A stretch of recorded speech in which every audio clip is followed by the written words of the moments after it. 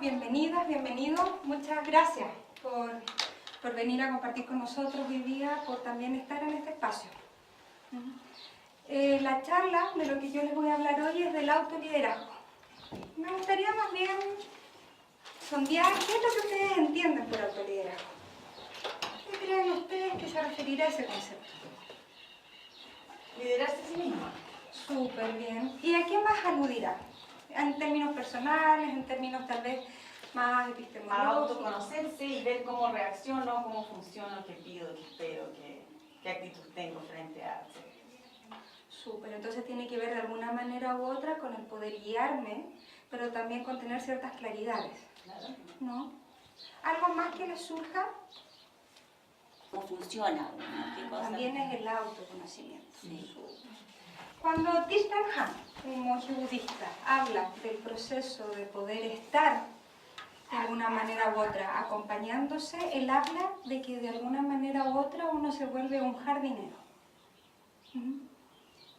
Y en ese sentido, dentro del ámbito, que es la otra patita de esta charla, que es la terapia, el doctor Edvard Bach, que es otra de las herramientas con las cuales yo integro, él habla de que el terapeuta floral es un jardinero del alma. Si nosotros sumamos a esto lo que tiene que ver con el ámbito de la PNL y la línea de la tercera generación, habla que finalmente el proceso en donde yo logro ver mi vida, logro mirarme en ella, logro también en ese sentido caminar, tiene que ver con un proceso interno. Y en ese sentido tiene que ver con el poder encontrarme, ese poder identificar mi yo. Y por tanto, considerar que yo soy aquel que rige y guía ese proceso. Es aquel, de alguna manera u otra, que va a marcar la ruta. Desde esa línea, hay una metáfora que, con el pasar del ejercicio a nivel de la terapia, a mí me ha ido ayudando mucho.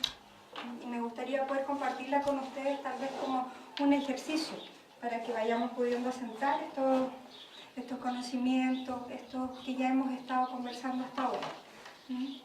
Entonces en eso me gustaría invitarlos a todos, a todas, a que puedan cerrar los ojos, acomodarse en su silla. En la imagen, en la conexión a que dentro suyo hay un jardín. Un jardín que respira.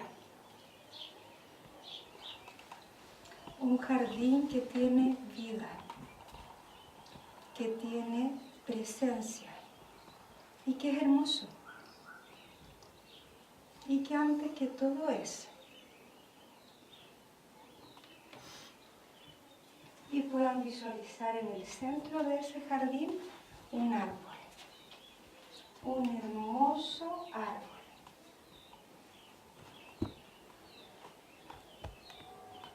Ese árbol que de alguna forma da sentido a este jardín, pero que también requiere de este jardín para vivir.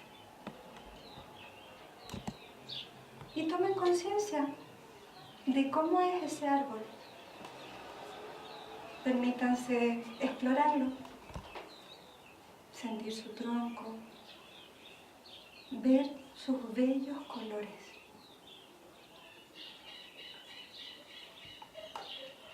Ir pudiendo con sus manos, con su vista, recorrer sus ramas y tomar conciencia de su follaje.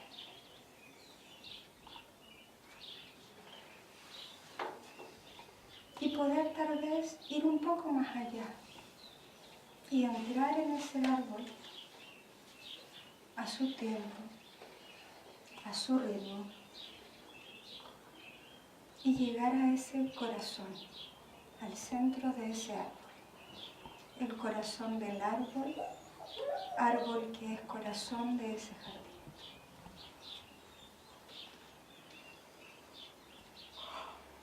Y puedan permanecer y sentirse conectadas a ello, conectados a ello.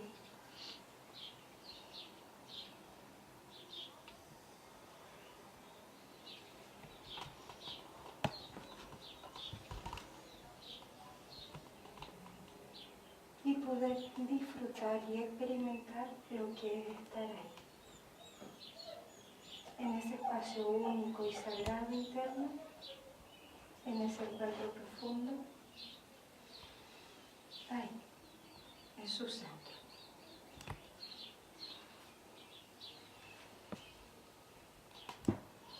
Y desde eso, tierna, lenta y amorosamente, se vayan permitiendo desde esa conexión y sin perderla, comenzar a abrir sus ojos y volver acá.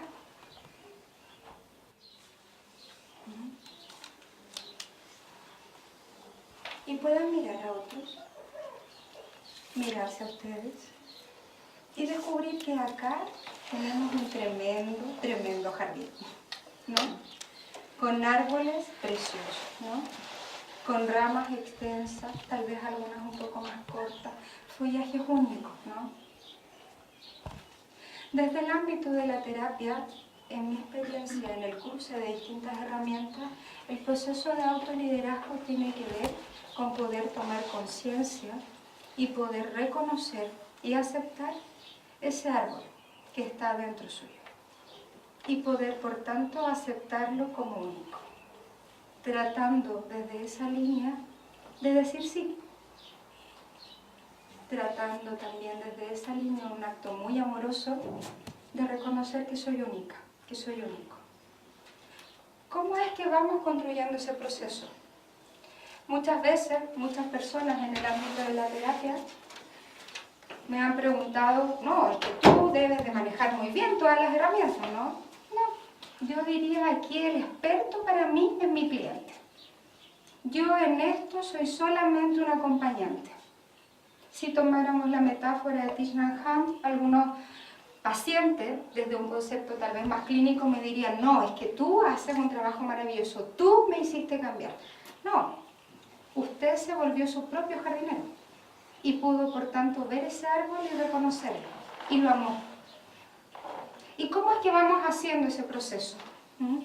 En donde yo reconozco mi árbol y desde ese eje rector, cual semilla que va pudiendo manifestarse en ese reconocimiento, en una aceptación, abrir sus ramas y expandirse al mundo, en eso se ocupan distintas herramientas. La primera herramienta claramente es la comunicación. Algo que nos une de alguna forma u otra a todos los animales, pero que en nuestro caso particular son las palabras, ¿no? Tenemos una amplitud muy diversa de lenguajes y además tenemos una diversidad a nivel mundial de idiomas, ¿no? Pero lo interesante de esto es que en la comunicación acá, el terapeuta, que es mi caso particular, es silencioso.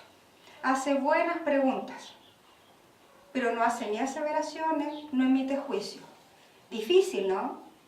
Difícil, a veces complejo, uno como que se muerde la lengua y decirle, pero ¿no será que tienes un problema con tu madre? ¿Ah? Parece que aquí alguien está enojada o enojado, ¿no? Parece, ¿no? Pero no. ¿Y qué permite que uno de alguna forma u otra no caiga en ese prejuicio?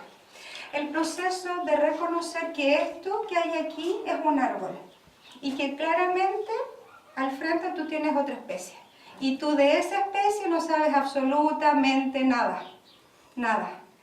Porque desde la mirada de la astrología, la especie que tú tienes al frente es única. Nació un día particular, a una hora particular, en un lugar particular, en el cual tú no naciste. Por tanto, claramente tú no tienes poder sobre ella. Y desde esa línea, esa especie además, nació no en una tierra particular, nació en un sistema familiar. Nació con una madre, un padre, unos abuelos, nació de alguna manera u otra en un contexto emocional sistémico, generacional único, del cual aquí no hay conocimiento. Y si yo les pudiera plantear, en mi experiencia personal, pero también desde lo que yo he ido incorporando en el ámbito tal vez más pedagógico, qué agradable es no tener que saberlo todo. Qué maravilloso no tener que saber más que de alguna manera u otra de acompañar y estar bien con uno. Y no tener que estar gobernando la vida de otro. Yo no sé si a ustedes les ha pasado en el trabajo con la PNL, pero qué liberador, ¿no? O alguno todavía de alguna forma u otra siente que a veces necesita ser un poquito más directivo. porque también eso es parte del proceso. Entonces, dentro del ámbito terapéutico, yo reconozco que al frente yo tengo una especie única, y a esa especie yo le guardo respeto, un respeto profundo. Y por tanto, asimismo, como le guardo respeto, también la honro, y la honro preguntándole, y en ese sentido, en un proceso de poder ser un muy buen espejo. ¿Por qué? Porque reconozco que los cambios de afuera no van a venir. Yo a un niño, en el ámbito terapéutico, tal vez lo puedo guiar, pero mi experiencia personal, y como terapeuta floral también es, que yo le puedo dar cuanta flor la familia o yo visualice que hay. Pero si aquí, de alguna manera, el niño no tiene autorización de la familia, la terapia no va a funcionar. Y eso yo lo he visto. Si acá yo tengo un sistema familiar que no brinda apertura a querer generar cambio y aceptación a esta individualidad de un niño, la terapia floral lamentablemente logra cierto alcance, pero no logra generar un asidero profundo a nivel neurobiológico para que el niño logre, por ejemplo, calmar su ansiedad o bajar su angustia. En el caso de los adultos, por ejemplo, el permiso tiene que venir internamente. Yo no puedo llegar y tratar de intervenir un tronco. Lo mataría, si lo pensara a nivel biológico, ¿no? Si lo pensara a nivel de lo que tiene que ver con el manejo de una planta. Eso mismo ocurre en terapia. Los cambios no vienen de afuera, los cambios vienen internamente. Cuando el doctor Edward Bach plantea la terapia con flores de Bach, él plantea que esto tiene que ver con un proceso interno de toma de conciencia. Y la toma de conciencia no está asociada a que yo diga yo sé o lo comprendí. Tiene que ver con que mis cuatro mentes, mi corazón, mis emociones, mi espíritu y mi cuerpo estén de acuerdo, en resonancia, en la comprensión a una unidad para querer dar un paso y moverse. Y esos pasos, algunos dirán desde afuera, ¡oh, no, pero ¿cómo lo va a hacer? Pero si eso es terrible para ella, eso es un error fatal. Los pasos desde afuera, de alguna manera u otra, siempre caen en juicio. Los pasos internamente están regidos a nivel de la integración. Cuando uno está desintegrado, funciona muchas veces con muchas máscaras. En el proceso de terapia, puntualmente, lo que se trata de realizar desde la incorporación de distintas herramientas es que la persona internamente vaya logrando generar un eje rector, vuelva a tomar conciencia de su locus de control interno y pueda desde ahí ir tomando una conciencia amplia, integrativa desde sí, para ir avanzando en decisiones. Y en ese sentido uno concibe que el que tienes al frente es un adulto moral. En el caso, por ejemplo, de lo que acabamos de realizar, que tiene que ver con el poder visualizar mi árbol interno y desde ese sentido poder reconocer aquel eje rector que me guía, es tal vez uno de los primeros pasos que yo diría da fuerza a que un proceso terapéutico logre tener el alcance objetivo que un cliente se plantea. Porque cuando de alguna forma u otra a mí un cliente me viene a preguntar cuál es la solución, qué es lo que debe realizar, claramente ahí yo tengo a un cliente que está buscando algo que yo no le puedo brindar, porque está buscando un adulto y poniéndose en un lugar de niño. Y yo todo el tiempo cuando miro al frente veo un adulto. Veo un adulto que claramente tiene un niño. Veo ese tronco grande de árbol que claramente dentro de su corazón ve esa semilla que fue su origen, que en términos a nivel energético se habla de que está ahí la esencia, el alma, el espíritu. Y que para que eso de alguna forma u otra acontezca en cambio, la persona tiene que ir pudiendo, en un gesto amoroso, ir conectándose con ese centro, ir conectándose con esa esencia. La PNL nos ofrece múltiples herramientas para lograr eso. Y además, yo les diría, es tremendamente amorosa. Es tremendamente respetuosa. Porque concibe, en primer lugar, que tal vez a veces uno se queda solo en los discursos y en las conductas, ¿no? Entonces yo voy a hacer una intervención en ese ámbito. Le voy a invitar a la persona que con movimientos asociados a posiciones perceptuales vaya logrando ir visualizando una situación desde distintas maneras, ¿no? Y con el tiempo tal vez, cuando ya vaya logrando tener esa amplitud, vaya pudiendo ir tomando conciencia de cuáles son esos pensamientos que la están acompañando, cuáles son esas creencias que tiene de sí, de la situación. Y desde ello pudiendo ir identificando que tal vez dentro de sí hay varios yo soy. Y que a veces algunas definiciones le han generado hoy un estanco.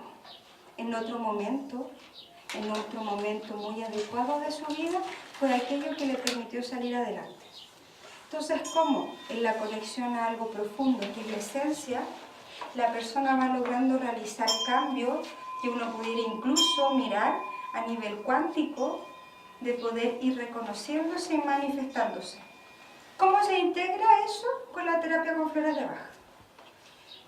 En el sentido de que, por ejemplo, las flores son prescritas, las esencias florales son prescritas en el sentido de la problematización que la persona realiza después de haber realizado esta amplitud de conciencia. Las flores no son prescritas para directamente el inicio de la consulta, son prescritas al cierre. Porque además en eso, por ejemplo, Jodorowsky lo plantea, y yo diría no solo Jodorowsky, desde tiempos previos a nivel de la psicoterapia se ha señalado lo que permite un movimiento de sanación interno son las acciones. Y la persona visualiza que su discurso, su experiencia, su realización, exploración y ampliación se ve concretado en esto. Un frasco de terapia con flores. Que además, dado que tiene una amplitud de conciencia, van a generar una resonancia interna mucho más profunda a que si solo fuera y tomara flores, o a que si solo fuera y realizara un ejercicio. Claramente, hay sesiones en donde la profundización va mucho más allá, y vamos, por ejemplo, al ámbito de lo que es trabajo sistémico familiar. Y en eso, en algunas ocasiones, lo que uno realiza en un profundo proceso de respeto es que yo le pregunto, ok, a partir de esto que hoy día tú has visualizado, ¿qué es lo que tú percibes que internamente tu mente, tu corazón, tu espíritu, tu cuerpo requieren para este proceso que se abre? Acá constantemente el foco está puesto en el otro y eso se va instalando desde el discurso.